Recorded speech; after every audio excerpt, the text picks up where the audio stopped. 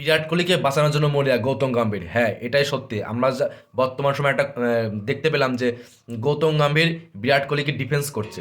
কারণ অস্ট্রেলিয়ার কিংবদন্তি প্লেয়ার রিকি পন্টিং, সে বিরাট কোহলির যে সময় বর্তমান সময়ে যে পারফরমেন্স একটু খারাপ সেটা নিয়ে সমালোচনা করেছে। রিকি পন্টিং বলেছে যে বিরাট কোহলির জন্য বর্তমান এখন জাতীয় দলে সুযোগ পাচ্ছে। বিরাট কোহলির জায়গায় অন্য কোনো প্লেয়ার খেলতো তাহলে সে সুযোগ পেত না। কারণ লাস্ট 5 বছরে নাকি বিরাট কোহলি 5টা সেঞ্চুরি, এটা সে বলেছে বিরাট কোহলিকে, মানে বিরাট কোহলি সমালোচনা করেছে। এই কথা শোনার পরে গৌতম গম্ভীর সে বলেছে, রিকি পন্টিংকে বলেছে, মানে সরাসরি না বলে সে প্রেস কনফারেন্সের মাধ্যমে বলেছে যে রিকি পন্টিং যেন ভারতকে নিয়ে টেনশন না করে, তা সে যেন অস্ট্রেলিয়াকে চিন্তা করে, ভারতকে নিয়ে তাকে টেনশন করতে হবে না, এটা সে বলেছে।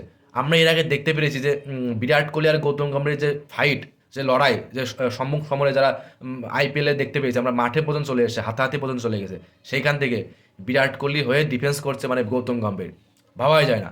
কারণ যখন থেকে টিম ইন্ডিয়ার হেড কোচ হয়েছে গৌতম গম্ভীর, তখন থেকেই গৌতম গম্ভীর হচ্ছে বিরাট কোহলি একটা সুন্দর একটা সম্পর্ক সৃষ্টি হয়েছে। জাতীয় দলের মধ্যে তাদের একটা ভালো একটা বন্ধুত্ব সৃষ্টি হয়েছে। সেই বন্ধুত্বের প্রমাণ পেলাম এখন অস্ট্রেলিয়া সিরিজের আগে।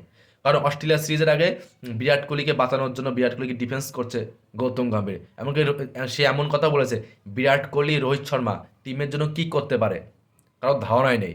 এর আগে অনেক কিছু করেছে টিমের জন্য, এবং আরও তারা করতে, তাদের ক্ষমতা আছে করার। সে এটাও বলেছে যে বিরাট কোহলি আর রোহিত শর্মার যে রানের ক্ষুধা প্রথম দিনের মতো আছে, মানে প্রথম যখন তারা খেলা শুরু করেছিল তখন যেমন তাদের রানের একটা ক্ষুধা ছিল, এখনও সেই ক্ষুধাটা আছে। সেটা গৌতম গম্ভীর বিশ্বাস করে। রিকি পন্টিংয়ে তার একটা যোগ্য একটা জবাব দিয়েছে।